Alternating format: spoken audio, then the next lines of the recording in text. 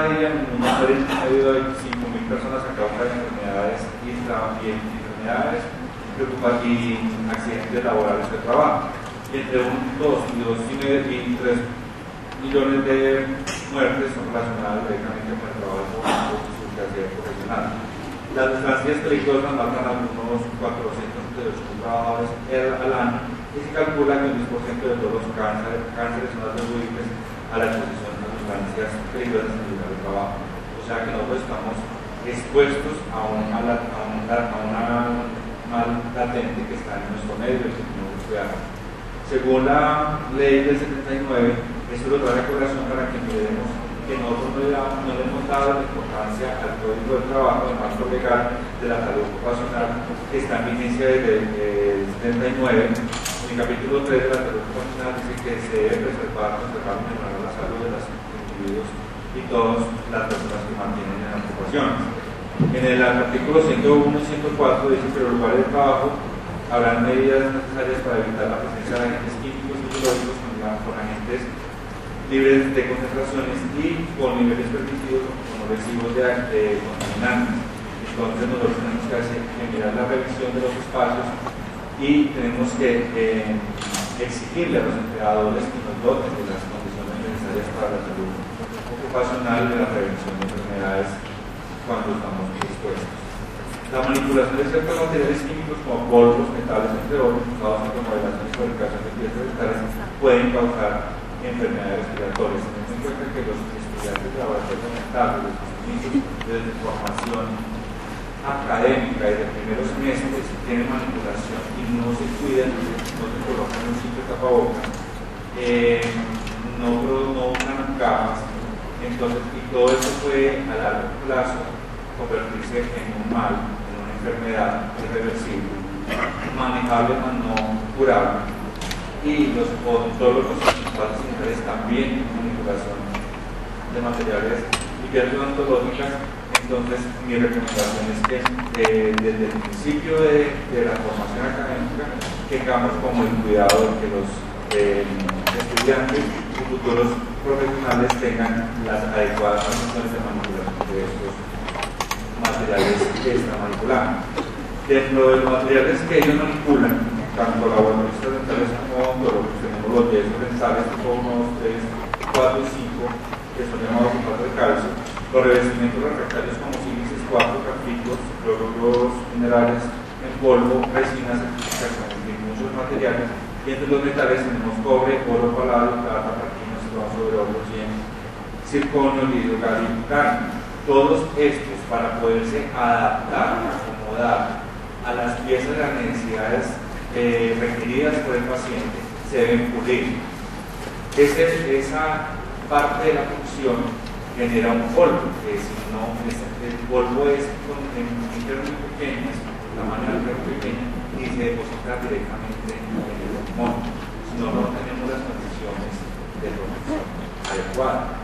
Entonces mi llamado es a que nosotros hagamos desde el primer momento de promoción. Todos tenemos conocidos, amigos, hermanos, familiares que trabajan en este medio y es importante hacerles este llamado de atención. Para mí sería la mayor ganancia que ustedes llegaran y contaran a alguna persona que manipula esto, con eso, porque una conferencia, a otra persona o independiente de que hable, ¿no? La persona que hizo la conferencia, el tema que trataron fue la prevención de estas personas porque el tiempo trae consecuencias en la salud. ¿Qué producen esta inhalación de material particulado que se deposita en el pulmón? La famosa conocida llamada aneuploidosis, que generalmente se define como presencia de polvo dentro del pulmón. Hace parte del grupo de enfermedades que son incluidas dentro de la llamada patología ambiental. Son por tanto enfermedades pulmonares crónicas causadas por inhalación prolongada de polvos inorgánicos que aplican según este concepto altera el sol, la partícula de carbón y la reacción fisiológica que puede producir en el tejido pulmonar. Entonces, gracias a la inhalación, el depósito genera una propiedad, una respuesta inflamatoria que posteriormente va a afectar la arquitectura pulmonar y por lo tanto la capacidad respiratoria. Bueno, generalmente las partículas que nosotros podemos inhalar hay tóxicas y alérgicas.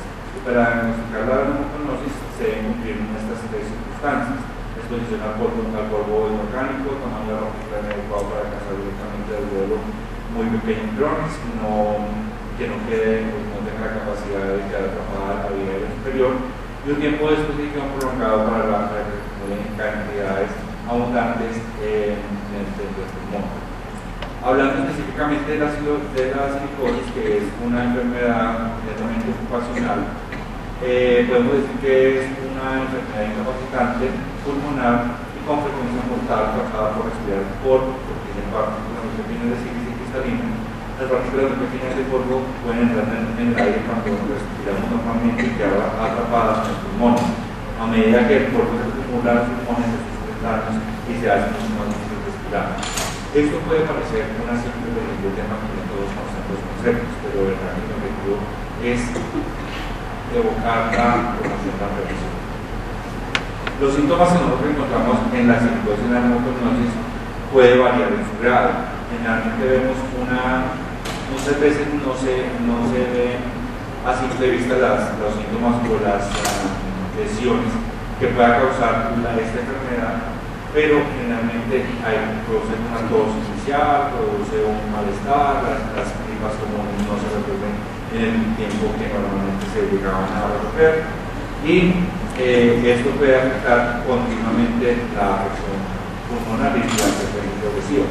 Nosotros vemos una comparación dentro de lo normal de la enfermedad en esas placas de tórax. Vemos que la placa de tórax muestra unos pulmones totalmente ventilados, completamente claros, muy ventilados, con una expansión, y comenzamos a ver la progresión de la enfermedad y con pneumoconiosis muy frecuentemente viscosa, en la que comenzamos a ver los parches, en donde ya vemos la retracción de la estructura pulmonar.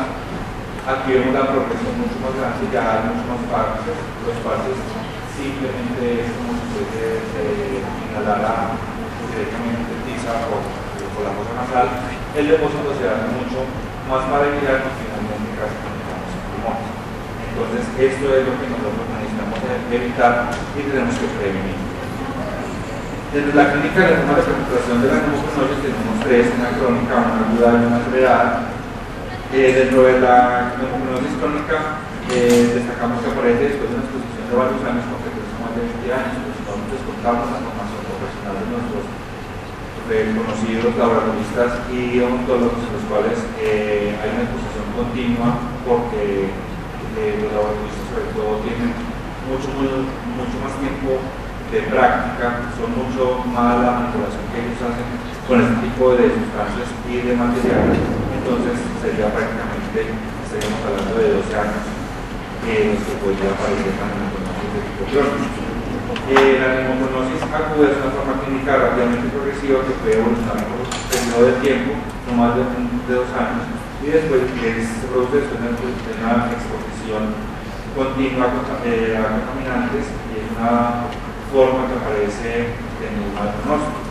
Y por último tenemos la pneumoconiosis acelerada, que es una forma clínica, no está bien definida, es intermedia entre la aguda y la crónica, surge entre 5 a 15 años, con niveles altos de exposición clínica, con niveles altos de exposición, y clínicamente desaparece la forma aguda, pero tiene características de la crónica, de la aguda. Dentro de los síntomas que nosotros debemos tener en cuenta para evidenciarlo es la tos crónica seca o productiva, en la que el paciente, una vez se ve con exposición a cualquier alergeno, ya no se va a dar o a cualquier material, ya no va a ser directamente, ya va quedando como una capita pues resistente al alergeno inicialmente, y va a producir una tos que no es normal y va a progresar día tras día. Posteriormente vamos a ver la dificultad respiratoria en las escalas normales. El paciente no va a poder subir una escalera normal, hacer 3 pisos o caminar en una subida en la calle, una cantidad de compromisos que van a comprometer la dificultad respiratoria. Y por último, la deterioro rápido de la función respiratoria. Nosotros tenemos algunos efectos que pueden incidir en la aparición de la pneumoconiosis. La tuberculosis, que es la incidencia de la tuberculosis pulmonar y pulmonar, es 3 veces superior que en grupos de edad similar y que hayan tenido infección así, o sea, son pacientes que son más vulnerables a tener silicosis, de tuberculosis que han sido expuestos a la SIDA. También ocurre mayor incidencia de infección como la nocardosis, la criptococosis y la aspergillosis. En cuanto al caso de pulmón, desde 1996 la sífilis cristalina fue clasificada en el grupo 1, carcinógeno en humanos, a la IARC Internacional Agency de Riesgo Cáncer. Parece que los pacientes con silicosis tienen un incremento en este riesgo y en la exposición de tiempo a antiinfectantes. Generalmente los pacientes con cáncer de pulmón pueden tener una antecedente de exposición sin que ellos lo sepan al compromiso pulmonar crónico. Y en la enfermedad pulmonar obstructiva crónica es cada vez mayor la evidencia de que la inhalación de polvos inorgánicos en el medio laboral es un factor alto de riesgo para contraer la enfermedad obstructiva crónica. Riesgos asociados a la enfermedad autoinmune en muchos pacientes con neumoniosis tienen anticuerpos antinucleares circulantes desarrollando fácilmente enfermedades autoinmunes. Cuando se asocia a la artritis reumatoidea, las personas generalmente observan unos nódulos que aparecen en ciertos puntos y que van generando una variación de tamaño. Esas enfermedades pueden ser producidas también o se pueden comparar con enfermedades del colágeno y tienen en particular coincidencia con la osteoderma. Los cambios estructurales de la arquitectura pulmonar son evidentes. Acá vemos unos pulmones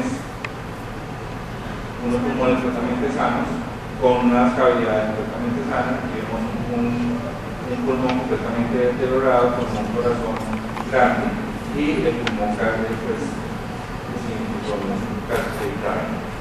Dentro de las complicaciones tenemos la nefropatía tipificada por lesión glomerular, y que se ha encontrado en pacientes con exposiciones altas exposiciones crónicas. Pacientes de hipertensión pulmonar y pulmonar crónico y las características de fibrosis masiva a progresiva. La parte del diagnóstico se debe hacer primero en la historia laboral del paciente, la antigüedad, la exposición, la ocupación de la tarea, y se debe confirmar con métodos diagnósticos de alta resolución, comenzando por la más simple, que es la radiografía de tórax, después un ataque y después una radiografía local, para evidenciar la lesión exacta y el punto donde va la enfermedad.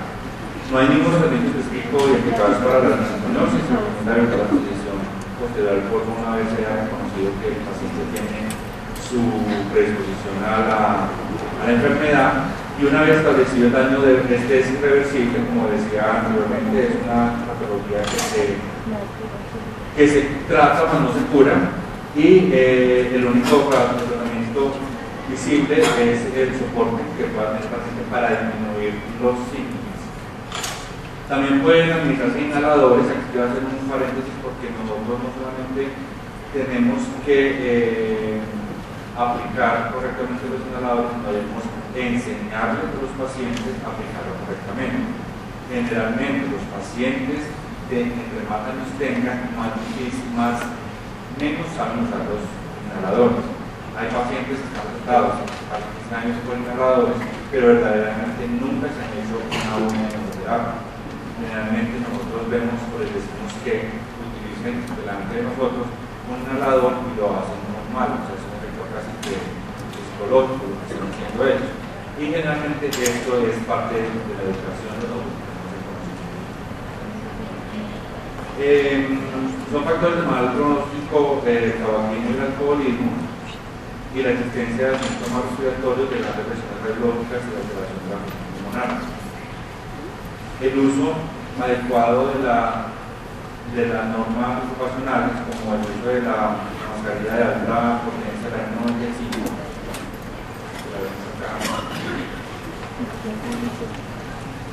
esta nos protege de manera articulada, pero no nos protege de la solar. Y el uso de la protección ocular o lentes protectores que evitan la irritación permanente de los ojos y la adopción de material particulado por las conectivas. Debemos nosotros hacer la campaña de que en toda parte, fábrica, industria, puesto de trabajo, donde haya material particulado, hacer la campaña del uso correcto de esos dispositivos. Dentro de las conclusiones, tenemos que la enfermedad es una enfermedad profesional respiratoria que se produce de manera progresiva, aunque no es recuperable si es tratable. Que la protección ocupacional debe hacerse de forma completa y del principio de la práctica académica, de los inicios de la formación académica. Se debe estar en la dieta cuando el estado respiratorio o los síntomas aparecen como cambios. Que se deben seguir las instrucciones correctas, la aplicación de los inhaladores correctamente y se debe seguir adecuadamente las normas de protección y cuidado, así como la dificultad respiratoria o los síntomas respiratorios deben ser de consulta. Esta es la bibliografía utilizada para la conferencia. Y por último, lo que quería decirles que se a todos los delegados, profesores, a toda la vida que responder, especialmente a los que han formado y hemos hecho parte de la formación de trabajo respiratorio, como es la Universidad Católica Humanitaria, como mencionábamos, la Fundación Universitaria de la Argentina, la Universidad Universal, con la Universidad de acá y algunos.